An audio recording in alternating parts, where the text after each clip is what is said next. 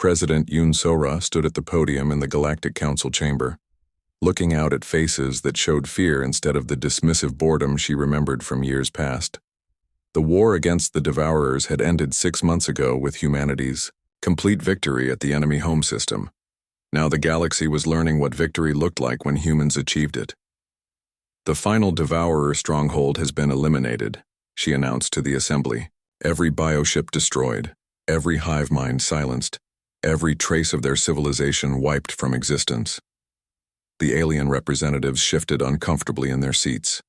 They had celebrated the end of the existential threat, but the manner of its ending disturbed them deeply. Human forces hadn't just defeated the Devourers, they had systematically exterminated them with industrial efficiency. Fleet Admiral Jang Ki-tae had commanded the final assault on the Devourer home system. His report to the Galactic Council was clinical in its brutality. Complete sterilization achieved, no survivors, no biomatter salvaged, system rendered permanently uninhabitable through sustained nuclear bombardment. What shocked the galaxy wasn't just the thoroughness of the destruction, but how methodically humans had planned it. They had built special weapons designed specifically for genocide, created detailed plans for hunting down every last enemy, and executed the extermination with the same careful attention they once gave to diplomatic negotiations. Dr. Kwon Hai-wan, the Centaurian anthropologist who had studied human warfare, presented his final analysis to a closed session of the council. Leadership. His conclusions painted a terrifying picture of humanity's future role in galactic society. The war has fundamentally changed human civilization, he reported. They are no longer the struggling colony species that begged for recognition 200 years ago. They have become the dominant military power in known space, and they know it. The evidence was undeniable.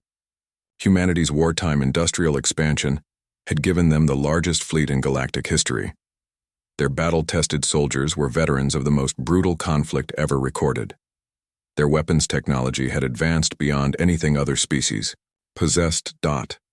But more importantly, humans had developed what Kwon called victory momentum, the psychological state of a species that had not just won a war, but had completely annihilated their enemies.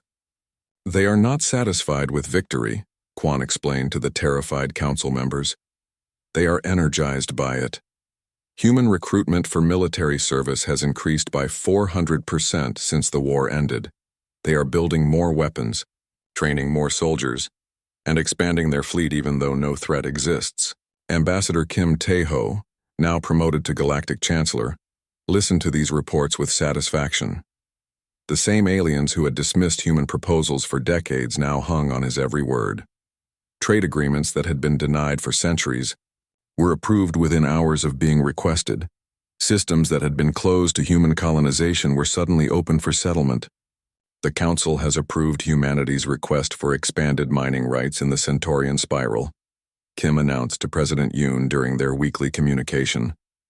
They also agreed to our proposal for joint research facilities on 17 worlds, Yoon smiled. And the Altarian trade restrictions? Lifted completely. They're offering us preferred status on all commercial transactions. It was the same story throughout the galaxy. Species that had considered humans primitive servants were now eager to accommodate human interests. The transformation was so complete that some aliens wondered if they were still living in the same universe. Captain Lee Dong-wook, now Admiral Lee, commanded a multi-species fleet patrolling the former Devourer territories. His ships maintained security in regions that had been liberated from enemy control. But the local populations were beginning to realize that their liberators had no intention of leaving. Sir, we're receiving another complaint from the Vorthon colony on Crystalline 7, reported his communications officer. They're asking when our peacekeeping forces will be withdrawn. Lee looked at the tactical display showing human bases scattered throughout the sector. Each base was officially temporary, but they kept growing larger and more permanent with each passing month. Tell them our forces will remain as long as security threats exist in the region, Lee replied. What security threats, sir? The Devourers are extinct. Lee's smile was cold. Threats have a way of appearing when you look hard enough for them. This was the new reality throughout human-occupied space. Any world that questioned human presence soon discovered security issues that required extended human military supervision. Any government that opposed human interests faced terrorist threats that could only be countered by human special forces. Dr. Park Soman, now director of the Galactic Institute for Species Relations, had become the galaxy's leading expert on human expansion psychology. Her research revealed patterns that terrified other civilizations. Humans are following historical precedents from their own world, she explained to a gathering of alien scholars. After every major victory in human history, the victorious group expanded its territory and influence.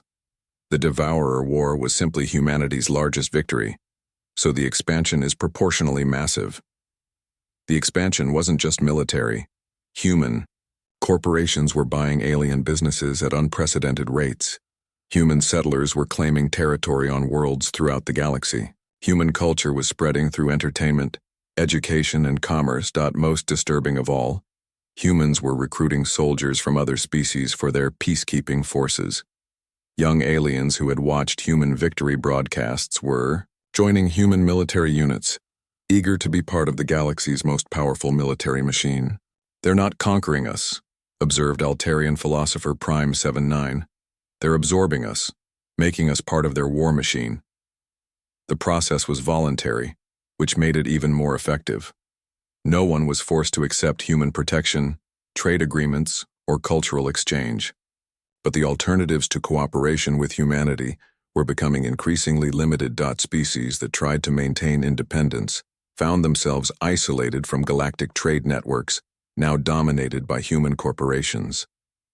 Worlds that refused human military bases discovered that piracy and terrorism increased dramatically in their regions. Governments that opposed human expansion were often replaced by more cooperative leaders after democratic reforms.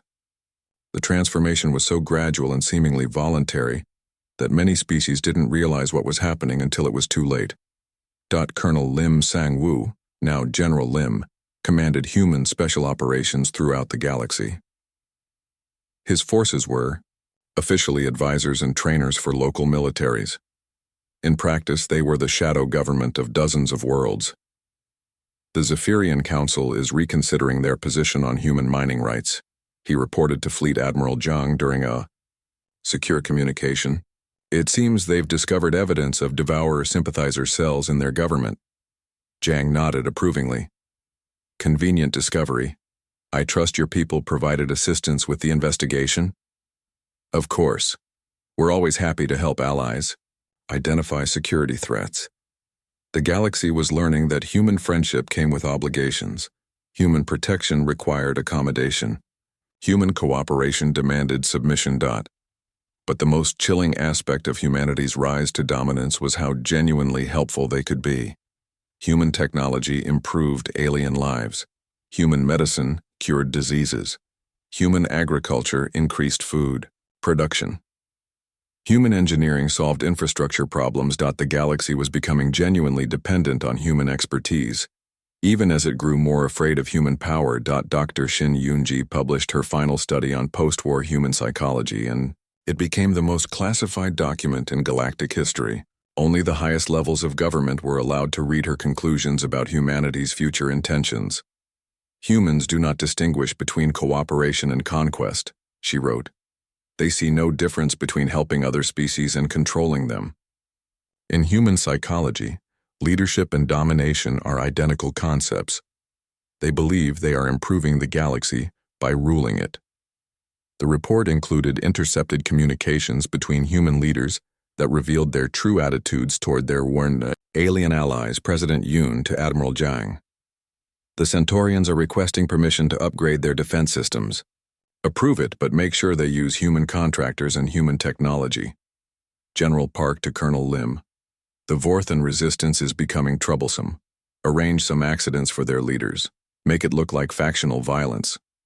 Admiral Lee to Fleet Command. "Local governments are more cooperative when they understand that human protection can be withdrawn at any time." These communications painted a picture of systematic manipulation and control, disguised as benevolent assistance. The Galaxy's worst fears were confirmed when new species began applying for membership in the Galactic Council. The application process, which had once been managed by the established civilizations, was now dominated by human officials. Ambassador Kim, as Galactic Chancellor, personally interviewed each new applicant. His questions revealed humanity's new standards for galactic citizenship. What military assets can your species contribute to galactic security? How will your industrial capacity serve the greater galactic economy? Admiral Han Ye-jin stood in the war room aboard the battleship Indomitable, studying tactical displays that showed devourer movements across 3 star systems. Around her, officers from 12 different species tried to understand why human weapons worked when theirs failed. The enemy adapts to energy signatures within minutes, explained Dr. Ryuji Hai, pointing to combat footage on the main screen. But kinetic weapons don't have energy signatures to adapt to. They're just metal moving very fast. The Altarian Tactical Advisor, a being of pure light named Luminous 7, pulsed with confusion. But kinetic weapons are so inefficient. Why did your species never develop beyond such crude tools? Sergeant Odeho, who had just returned from a ground assault on a devourer-infected world, laughed. It wasn't a pleasant sound. Because crude tools kill things dead. Your fancy energy beams are pretty, but our bullets punch holes. Han watched the alien officers shift uncomfortably. They were learning that humans had a very different relationship with violence than other species. While aliens had evolved beyond physical conflict millions of years ago, humans were still comfortable with the messy business of destroying their enemies. Show them the footage from Kepler Station, Han ordered. The main screen displayed scenes from humanity's first major victory against the Devourers. Kepler Station had been a mining facility that other species had abandoned when the Devourers approached. Humans had stayed behind to fight. The footage showed human soldiers doing things that made alien observers sick. They used flamethrowers to burn Devourer bioforms. They detonated explosive charges in confined spaces, not caring about the structural damage. When their ammunition ran low, they used mining equipment as weapons, crushing devourer creatures with industrial machinery. "This is barbaric," whispered the Vorthon representative, its crystal form dimming. "This is effective," Han replied coldly. "We saved Kepler Station. Your people abandoned it." The truth was spreading across the galaxy like wildfire. Humans didn't just have weapons that worked against the Devourers. They had a mindset that other species couldn't comprehend. When faced with an enemy that wanted to consume everything they loved, humans became something their allies had never seen before. Captain Lee Dong-wook had experienced this transformation personally. His ship, the Resilience, had been part of the defense of the Altarian world called Harmony's Edge. While alien fleets tried to engage the Devourers in careful, structured battles, Lee had done something unthinkable. He had rammed his damaged ship directly into a Devourer mothership. The act had shocked every alien in the joint fleet. Sacrificing a ship and crew to destroy an enemy vessel was not something civilized species did. They valued life too much, prized preservation over destruction. But humans understood that sometimes you had to break things to save what mattered. Lee had survived the collision barely. His ship was destroyed, but the Devourer mothership had been crippled. As rescue ships pulled him from the wreckage, Lee's first words were, "Did we get them?" That phrase became a motto among human forces. Did we get them? Not are we safe, or what's our status, and just did we get them? Because killing the enemy was more important than anything else, including survival. The Devourers began showing signs of something they had never experienced before. Their hive mind, which had consumed thousands of civilizations with perfect efficiency, started making mistakes when fighting humans. Dr. Shin Yun-ji, a human psychologist studying devourer behavior patterns, presented her findings to the War Council. "The Devourers are experiencing fear," she announced. "Their recent tactical decisions show signs of hesitation and overcaution. They're avoiding direct engagements with human forces." The alien representatives looked puzzled. Luminous 7 spoke for all of them. "How can you determine the emotional state of a hive mind?" "Because fear isn't just an emotion," Shin explained. "It's a survival response. When you encounter something that can hurt you in ways you don't understand, you become more careful. The Devourers have consumed civilizations for millennia, but they've never fought anything like humans. She brought up tactical analysis on the main screen. Look at their attack patterns.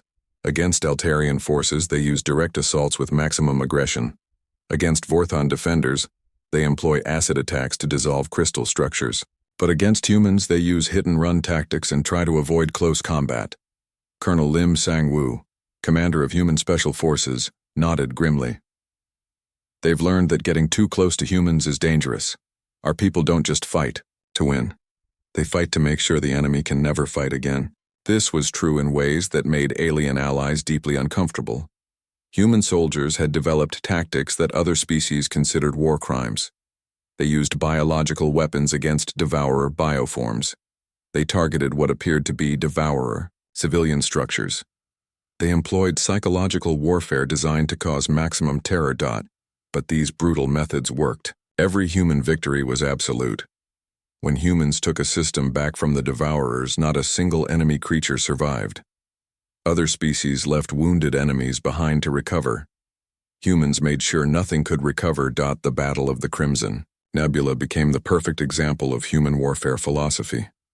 Admiral Han Ye-jin commanded a mixed fleet of human and alien vessels against the largest Devourer armada ever assembled. The enemy force included over 300 bioships and several planet-sized motherships. Traditional galactic military doctrine would have called for a strategic retreat. The Devourer force was simply too large to defeat with conventional tactics. But Han didn't use conventional tactics. She ordered a full frontal assault. "Admiral, this is suicide," protested her Centaurian tactical advisor. "We're outnumbered 5-1.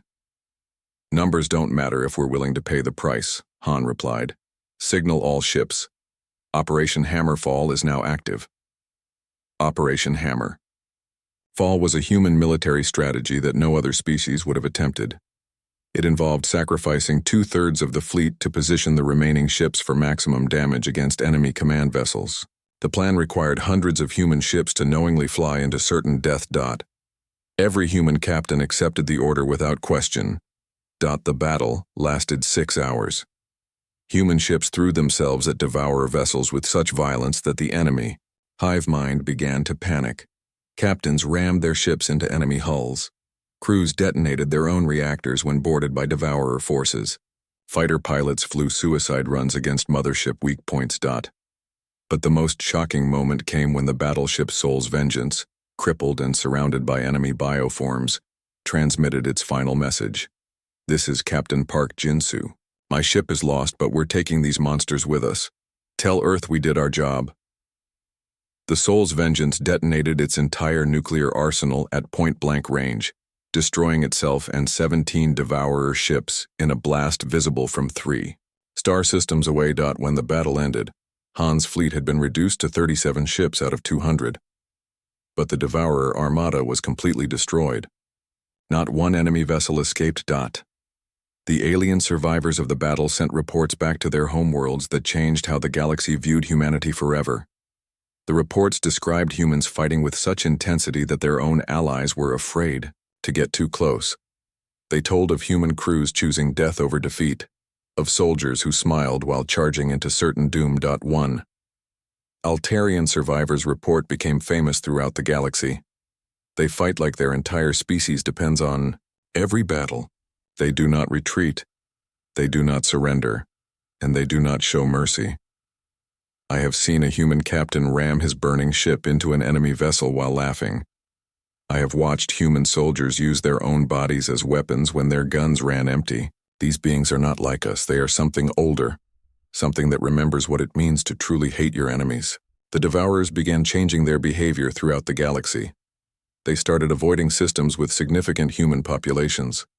They altered their attack patterns to minimize contact with human forces. For the first time since emerging from the Void Sector, they showed signs of actual retreat. But while the Devourers learned to fear humans, so did humanity's allies. The same savage effectiveness that saved worlds also terrified the beings humans were protecting. Alien military advisors started requesting transfers away from human commanders. Rescue ships began maintaining greater distances from human battle zones. Dr. Park Soman, now serving as the Galactic Council's advisor on human military psychology, tried to explain the growing fear among Allied forces. Humans don't fight wars, she told a gathering of alien ambassadors. We fight for survival. Every battle is personal. Every enemy is a threat to everything we love. That's why we're effective, and that's why you're afraid of us. The Centaurian ambassador asked the question every species wanted answered. But what happens when the devourers are gone? What do humans do with all that violence when there's nothing left to fight? Park's answer would haunt the galaxy for years to come. I suppose we'll find out together. As human fleets prepared for the final assault on the Devourer home system, the galaxy watched with a mixture of hope and terror. Humanity had proven it could defeat the greatest threat in galactic history. General Park Min-ho stood before the Galactic War Council, presenting statistics that made even hardened military commanders uncomfortable.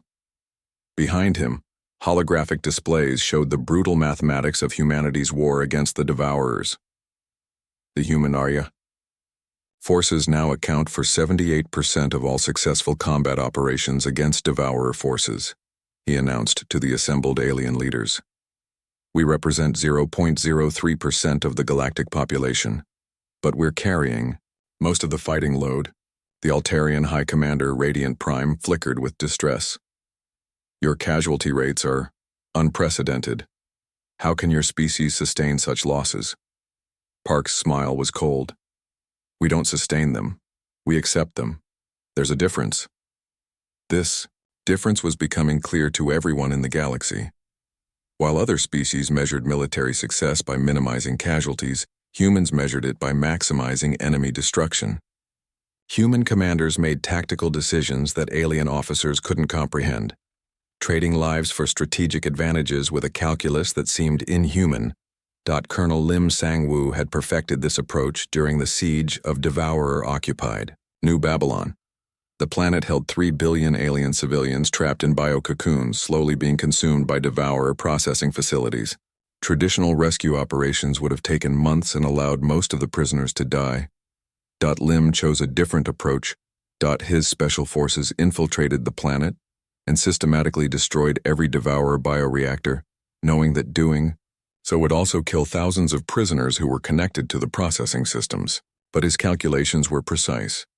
Saving 2.7 billion civilians was worth sacrificing 300,000 who were too deeply integrated into Devourer biology to survive extraction. The operation succeeded. New Babylon was liberated in 72 hours. But the alien survivors looked at their human rescuers with fear instead of gratitude. They had been saved by beings who could calculate the value of individual lives with terrifying precision. Dr. Shin Yoon-ji published her psychological analysis of human combat effectiveness, and it sent shockwaves through galactic society. The report, titled Combat Psychology of Terraborn Humans, became the most disturbing document in galactic military history. Humans show no signs of combat fatigue or psychological breakdown when exposed to extreme violence, she wrote. Unlike other galactic species, humans seem to become more effective fighters as combat intensity increases. They do not suffer from what we term civilizational guilt when forced to destroy enemies. The report included interviews with human soldiers who had fought in the worst battles of the war. Their responses revealed a mindset that alien psychologists couldn't understand. Sergeant Major Kim Do-han, veteran of 12 major battles. I sleep fine at night. The Devourers want to eat my family. I want to kill every last one of them. It's simple. Captain Yoon Hae-jin, survivor of the New Babylon assault. People ask if I feel bad about the civilians we couldn't save. I feel bad that we couldn't kill the Devourers fast enough to save more. Flight leader John Mi-suk, ace fighter pilot. When I see a Devourer ship, I don't think about strategy or tactics. I think about putting a missile right through there. Ugly face. Works every time. The interviews painted a picture of humans as natural-born killers who had simply found their perfect enemy. While other species fought the Devourers out of necessity, Humans fought them with what could only be described as joy. This became most apparent during the Battle of the Shattered Ring, where humanity revealed the full extent of their military capabilities. The Shattered Ring was a massive devourer construction project, a series of artificial worlds designed to process entire solar systems into biomass. Intelligence reports suggested it contained the largest concentration of devourer forces in known space, including their primary hive mind nodes. Every other galactic species agreed the ring was too well defended to attack directly. They proposed a siege strategy that would take decades to succeed. General Park Min-ho had a different plan. "We hit them with everything we have," he announced to the Joint Command Staff. "Every ship, every weapon, every soldier. We don't stop until there's nothing left." The alien commanders were horrified. Such an attack would cost millions of human lives and most of humanity's military strength. Even if it succeeded, the price would be catastrophic. "General, your species would be crippled for generations," protested the Vorthon military coordinator. "This level of sacrifice is not sustainable." "Sustainability is a luxury," Park replied. "Victory is a necessity." The assault on the Shattered Ring involved every human military asset in the galaxy. Transport ships carried soldiers who knew they would never return home. Battleships loaded their magazines with every nuclear weapon humanity could produce. Fighter squadrons prepared for missions with 0% survival rates. But the most shocking aspect of the operation was how eagerly humans embraced it. Volunteers flooded recruitment centers. Factories worked around the clock producing weapons and ammunition. Civilian engineers designed new types of explosives specifically for the assault. Children too young to fight made recordings for their parents, telling them to kill lots of monsters. Admiral Han Ye-jin commanded the largest human fleet ever assembled, 4,000 ships carrying 8 million soldiers and sailors. As the fleet prepared to jump to the Shattered Ring system, she broadcast a message that would become legendary. "Today we end this war," she said. "Not because we have to, but because we want to. The Devourers think they can consume our galaxy. They're wrong. Today they learn what it means to be consumed by us." The Battle of the Shattered Ring lasted 18 hours. Human forces attacked with such ferocity that the Devourer hive mind began broadcasting panic signals across subspace. For the first time since emerging from the Void Sector, the collective intelligence that commanded billions of bioforms experienced something like terror. Human tactics during the battle defied every principle of civilized warfare. Soldiers used enemy bioforms as living bombs, implanting explosives in captured devourer creatures and releasing them back to their hives. Naval commanders rammed capital ships into ring segments, detonating their reactors to create artificial supernovas. Ground forces used chemical weapons that dissolved devourer bioarmor, then hunted down survivors with flamethrowers. The most disturbing reports came from the ring's core, where human special forces encountered the primary hive mind nodes. Instead of trying to capture or study these irreplaceable alien intelligences, the soldiers simply destroyed them with explosive charges. When asked why they hadn't preserved the nodes for scientific study, Colonel Lim's response was typically human. "Dead enemies can't hurt anyone." The victory was absolute. The Shattered Ring was reduced to debris, its bioforges destroyed, its hive minds silenced. But the cost was exactly what alien observers had predicted. Humanity's military was devastated. 3/4 of the assault force was lost, including most of humanity's experienced commanders and elite units. Any other species would have needed centuries to recover from such losses. Humans began rebuilding their military within weeks. "They're not like us," reported Centaurian intelligence analyst Kel 9 to his government. "When we lose a military force, we mourn and rebuild slowly. When humans lose a military force, they analyze what went wrong and build a better one. They don't seem to process defeat the same way other species do." This difference became apparent as reports reached Earth about the Shattered Ring victory. Instead of grief for the massive casualties, humans expressed satisfaction at the enemy's destruction. Instead of war weariness, they showed eagerness to continue fighting. Instead of questioning the cost, they asked when the next assault would begin. Dr. Kwan Hai-wan, a Centaurian anthropologist who had studied human society for decades, published an analysis that terrified the galaxy.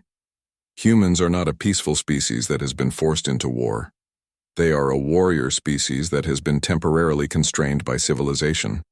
The Devourer conflict has simply reminded them of their true nature. They do not fight despite their peaceful intentions. They fight because they enjoy it. Evidence for this conclusion was everywhere. Human popular culture celebrated military victories with festivals and parades.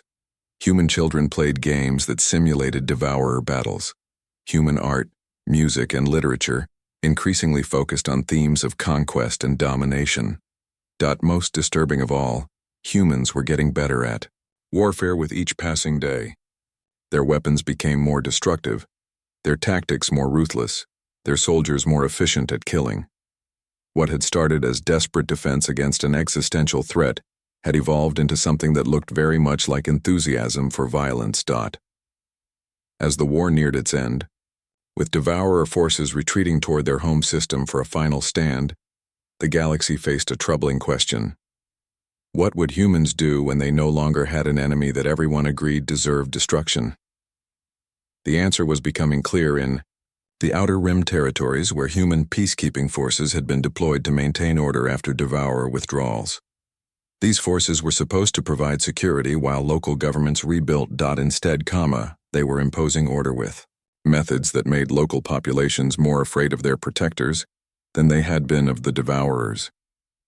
Ambassador Kim Tae-ho walked down the long hallway that led to the Galactic Council chambers.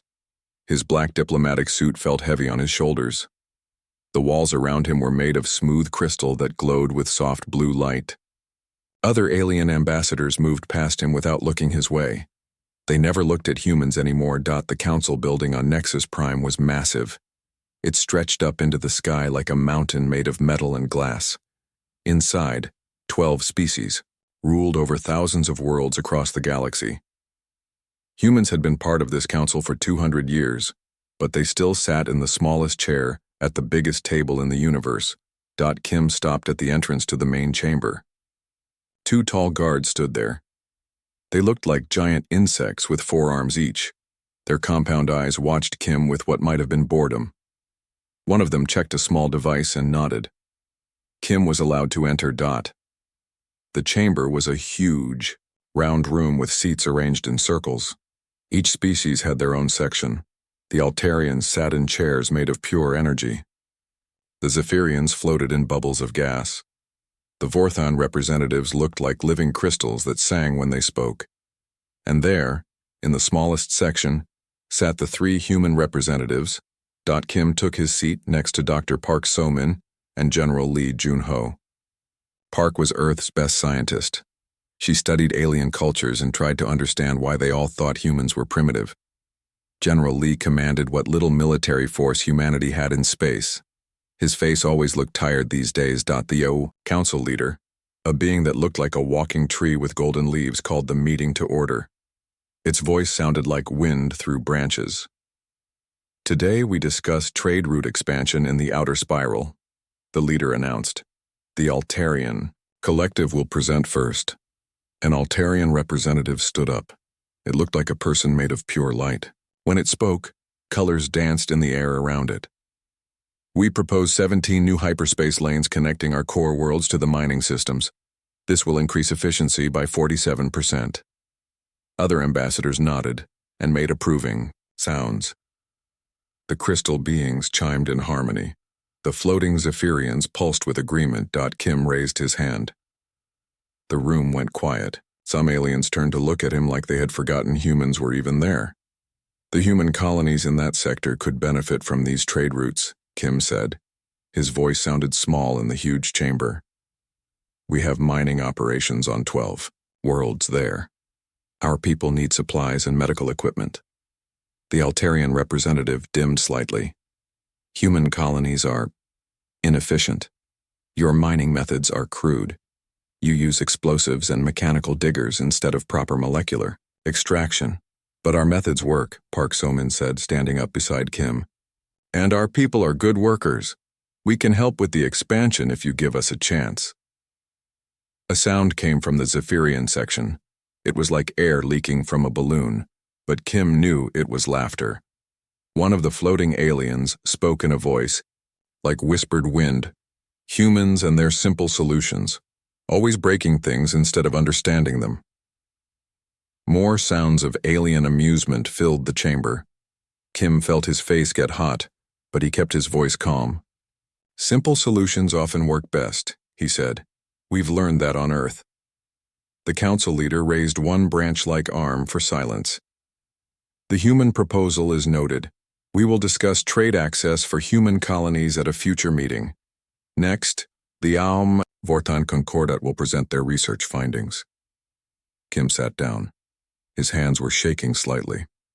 200 years of this, and nothing changed.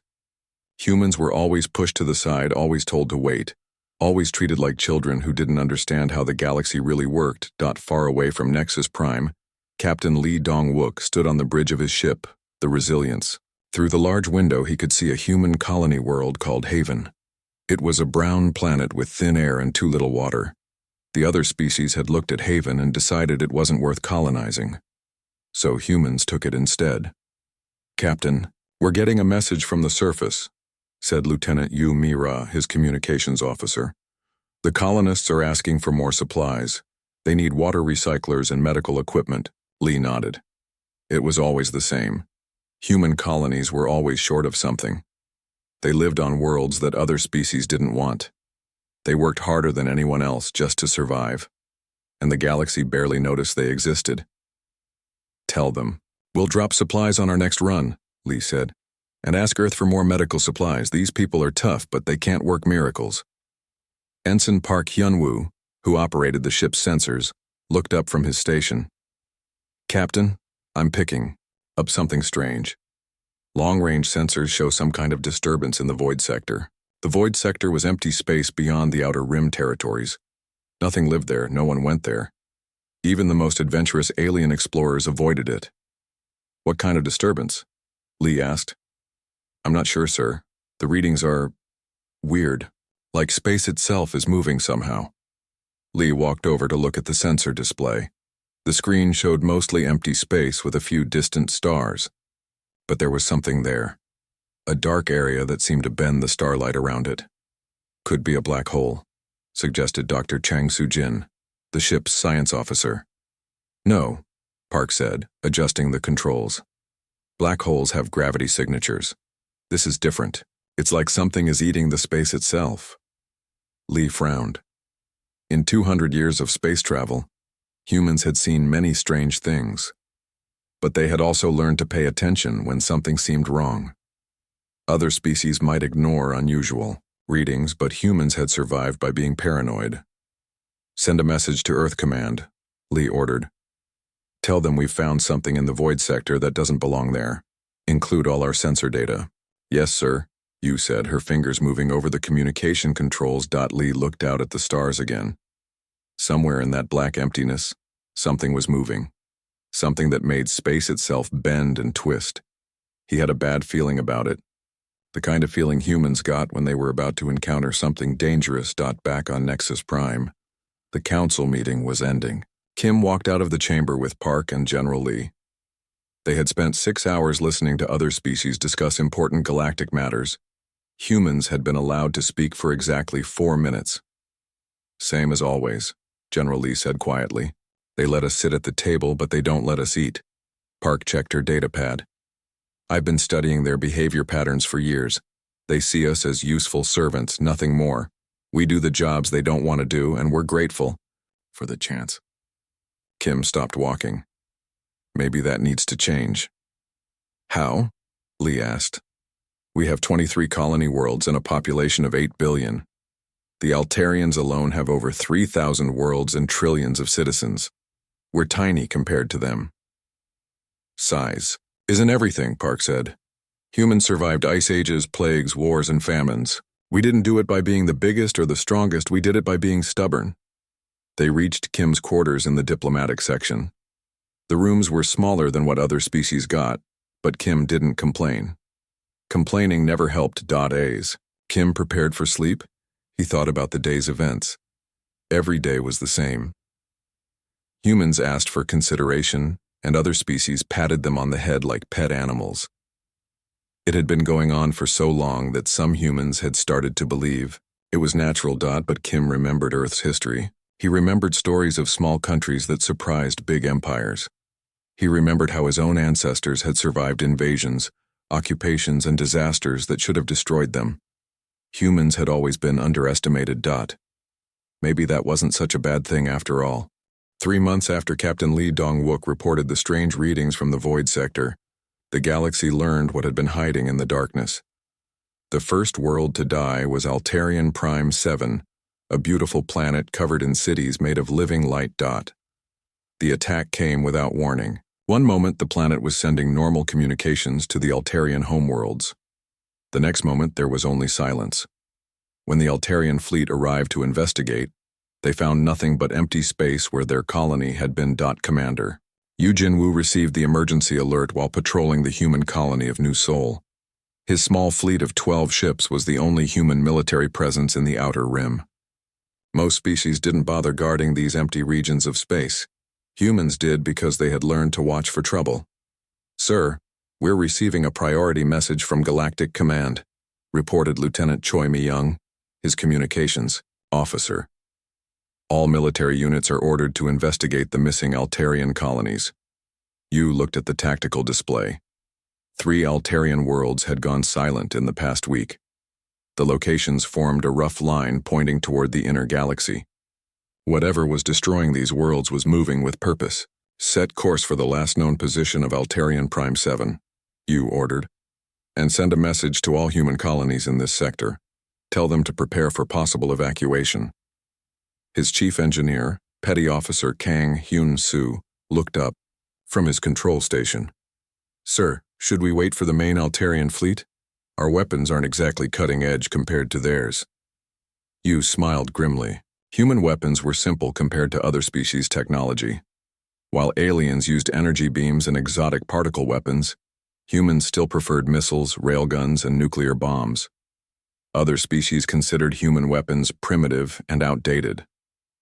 "No, we go now," Yu said. "If something can make an entire planet disappear, we need to know what we're dealing with." The human fleet jumped to hyperspace. Within hours, they arrived at the coordinates where Altarian Prime 7 should have been. Yu stared at the main screen in shock. The planet was gone, but not completely. Chunks of rock and metal floated in space where the world used to be. But these weren't normal asteroid remains.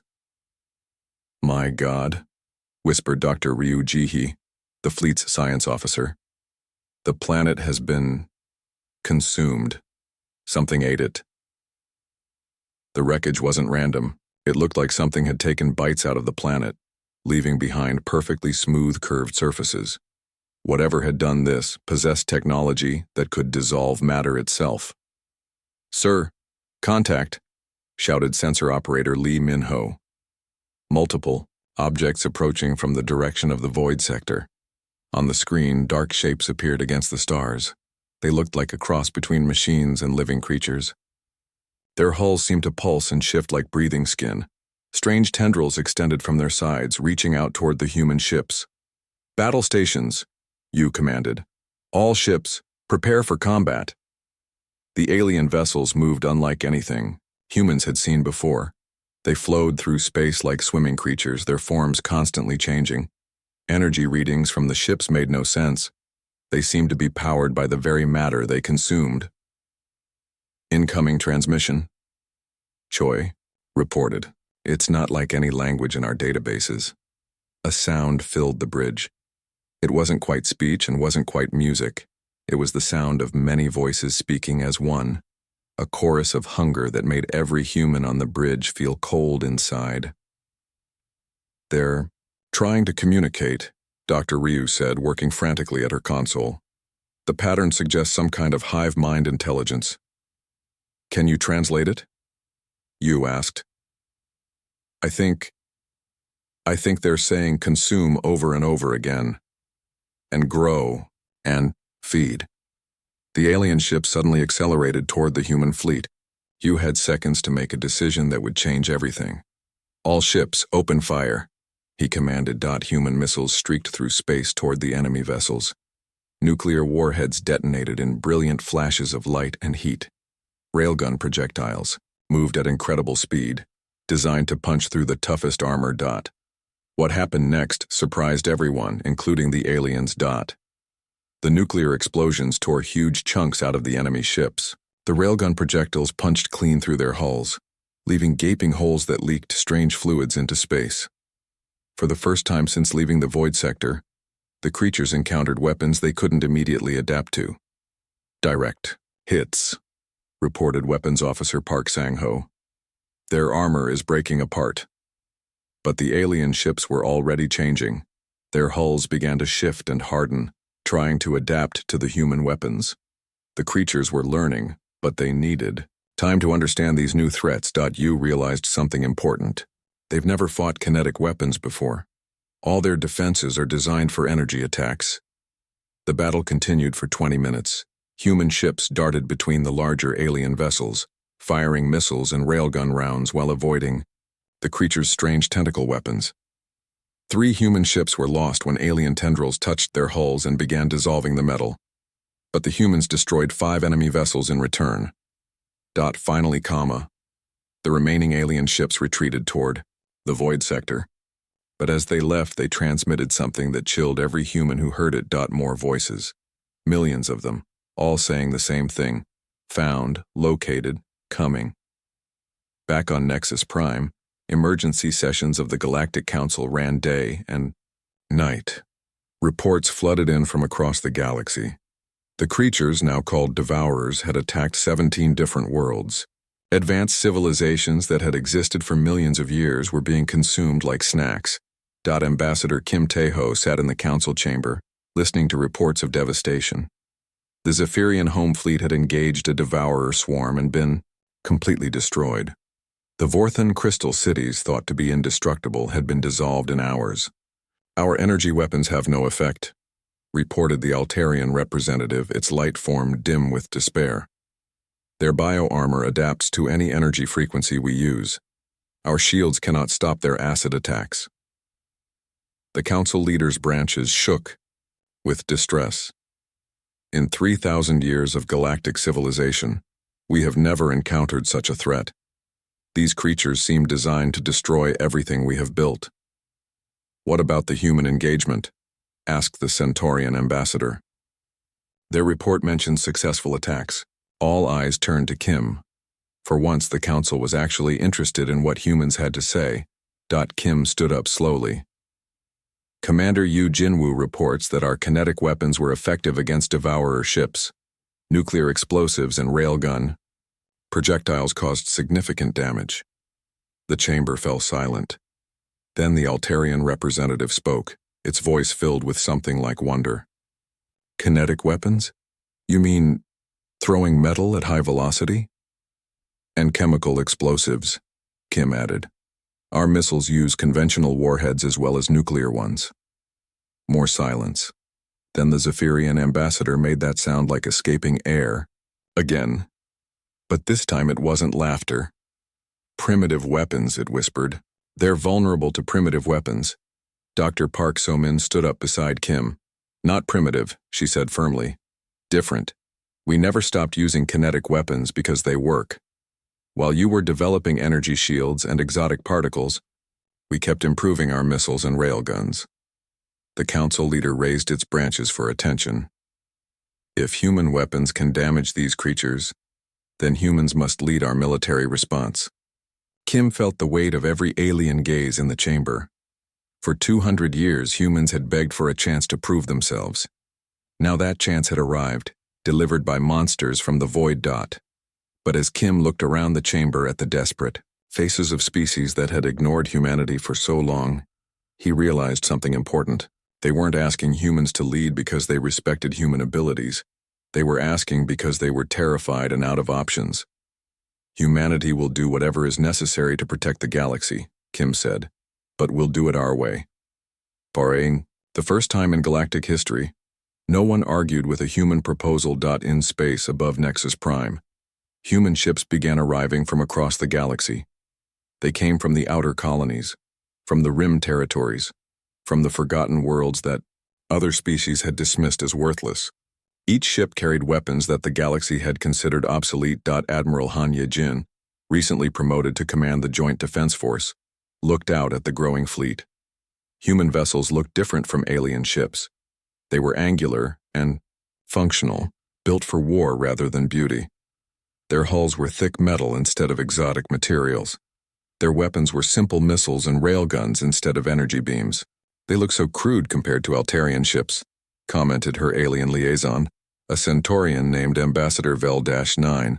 Han smiled. "My grandfather used to say that the best tool is the one that works when you need it most." As reports came in of new Devourer attacks, Han began planning humanity's real introduction to galactic warfare. The other species had tried fighting with elegance and sophistication. Now it was time to show them what humans meant by the word war. The galaxy was about to learn that sometimes the most effective weapon is the one your enemy isn't prepared for. And the Devourers had never faced an enemy that still believed in the power of well-aimed explosions.